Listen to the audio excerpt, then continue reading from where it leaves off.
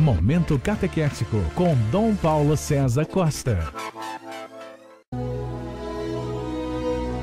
Amados e amadas de Deus, nesta sexta-feira, 14 de setembro, estamos celebrando a festa da exaltação da Santa Cruz. Somos convidados a olharmos para a cruz de Cristo e a perceber o imenso amor de Deus que se revela na cruz de Cristo. O Senhor nos amou e nos amou a ponto de dar por nós a sua própria vida. Temos diante de nós um texto tirado do Evangelho de São João, capítulo 3, dos versículos de 13 a 17. Naquele tempo, disse Jesus a Nicodemos: ninguém subiu ao céu a não ser aquele que desceu do céu, o Filho do Homem. Amados e amadas de Deus, Jesus se revela aqui a Nicodemos e mostra que ninguém subiu ao céu a não ser aquele que desceu do céu, o Filho do Homem. O Filho do Homem é aquele que faz a ponte entre Deus e os homens, entre os homens e Deus. E continua: do mesmo modo como Moisés levantou a serpente no deserto, assim é necessário que o Filho do Homem seja levantado, para que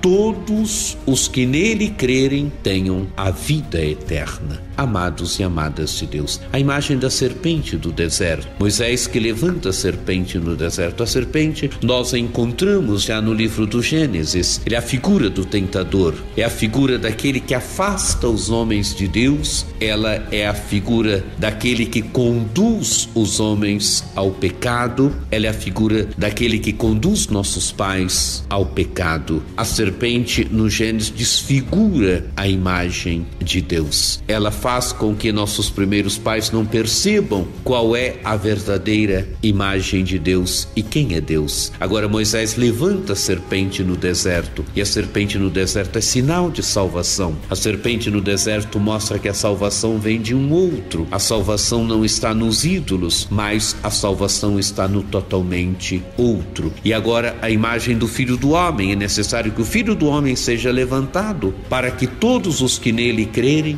tenham a vida eterna. A serpente no deserto que levantada é sinal de salvação para quem é picado por serpente. E agora o Filho do Homem que levantado da terra, quer dizer, levantado da cruz, traz vida eterna, dá vida eterna. E da vida eterna a quem? A todos os que nele crerem tenham a vida eterna. Quer dizer, ele traz a vida eterna agora, a vida eterna para quem nele crê, para quem se abandona totalmente a ele, para quem confia totalmente nele. Jesus que é a vida eterna, e Jesus que na cruz realiza a nossa salvação. A cruz que é sinal então do amor de Deus para conosco, do amor de Deus para com cada um de nós. E continua o texto do Evangelho: pois Deus amou tanto o mundo que deu o seu Filho unigênito, para que não morra todo o que nele crer, mas tenha a vida eterna. De fato, Deus não enviou o seu Filho ao mundo para condenar o mundo, mas para que o mundo seja salvo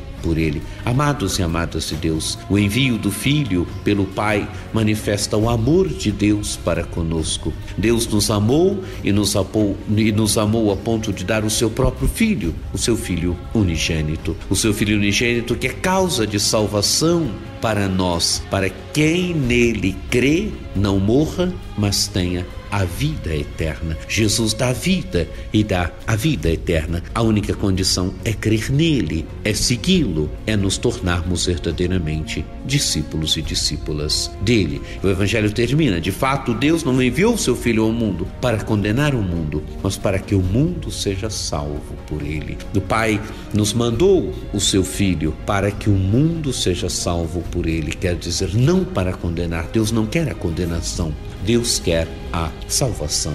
Amados e amadas de Deus, contemplemos hoje a cruz de Jesus, contemplemos esse instrumento de dor, instrumento que naquele tempo era visto como maldição, mas instrumento que nos trouxe a salvação. Sintamos, contemplemos o amor de Deus que a cruz de Jesus revela, que a cruz de Jesus manifesta, que a cruz de Jesus nos dá.